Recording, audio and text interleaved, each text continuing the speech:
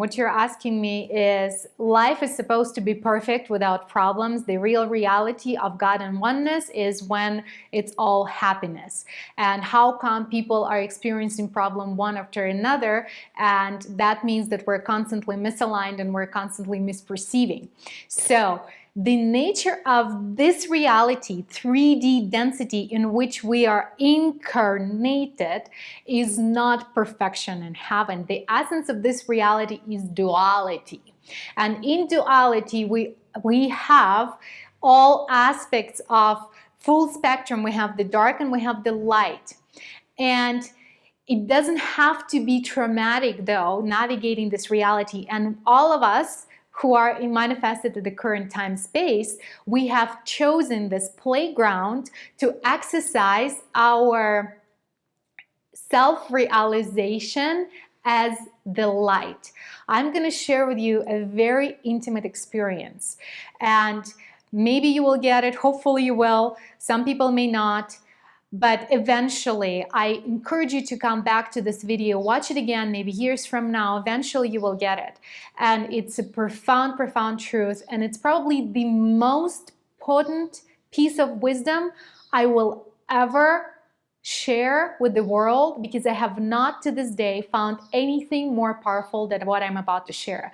So I really encourage you to open all of your senses and listen with everything that you are, and try to feel what I'll share versus intellectually process. All right, so listen with your heart, listen with all that you are.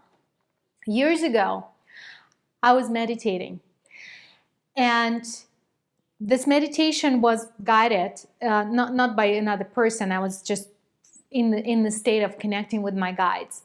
And I saw myself standing on the edge of the pool of infinite darkness, infinity of darkness. And I was invited to dive into it. And I have to be honest, I hesitated, because that darkness represented everything that in our earthly even perception is darkness, and it's just a pool of darkness. And I said no, and I did not dive into it.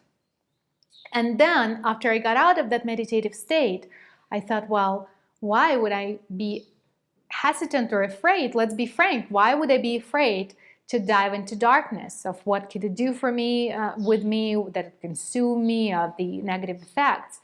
But if I realize myself as light, if I'm light, if I'm truly light, why would I be afraid to dive into darkness?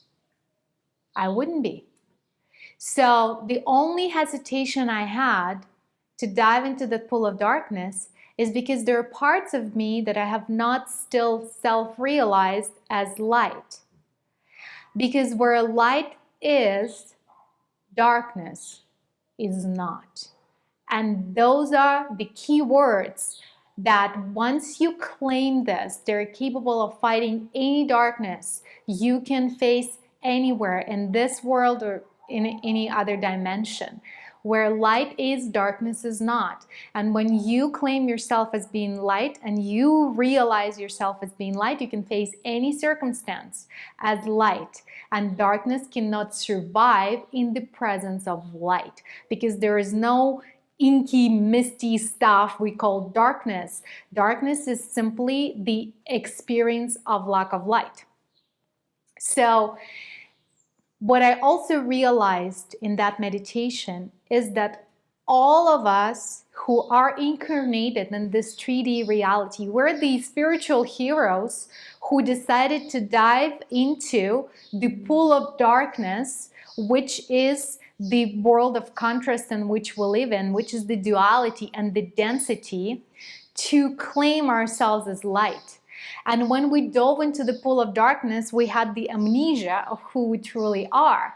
So, and the game that we're playing in this lifetime, and many, many lifetimes, is remembering who we are and reclaiming this light. So we are never going to be in the state of perfection in this time-space reality, because first of all, it's gonna be boring as hell.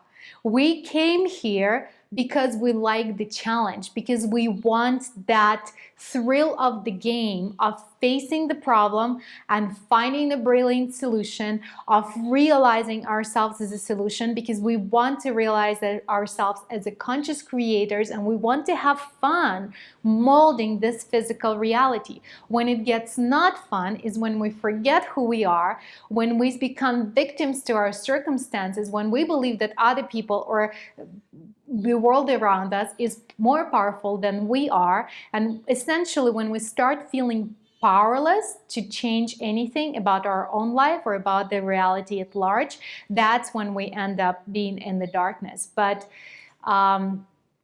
remembering who we are and bringing the light of your soul into every circumstance, that's the ultimate satisfaction. I wanted to give a little practicality on how do you actually use this statement where light is, darkness is not in your daily life. Literally in every circumstance. For example, you are in a line somewhere in the bank and you see the people arguing right behind you, or someone is being angry. Literally, when you look at those people or somebody expressing aggression, reclaim yourself as light and see them as light. And you can mentally say it where light is, darkness is not, and reminding them of what their true essence is and helping them bring out that light.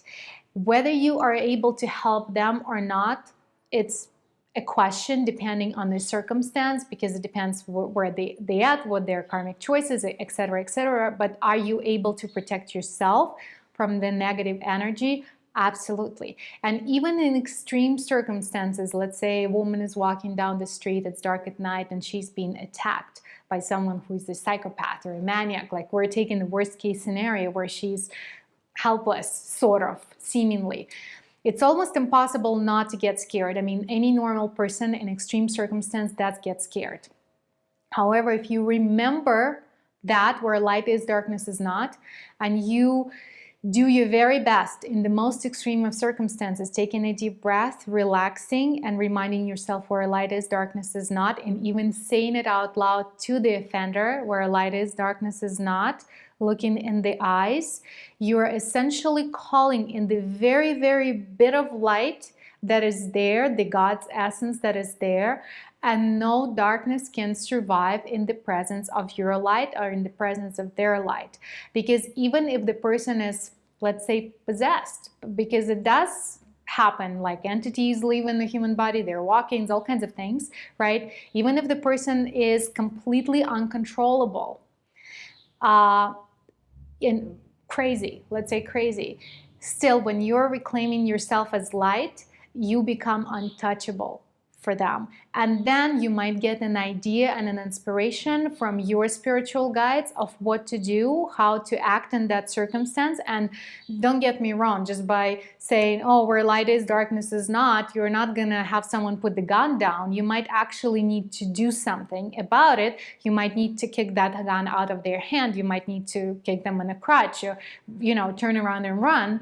Those actions might be necessary still, but what exactly to do and the perfect timing to do it, you will get from your higher self. You will get that guidance, but relaxing in the moment of extreme danger will help you to receive that guidance and will give you the courage to act on that.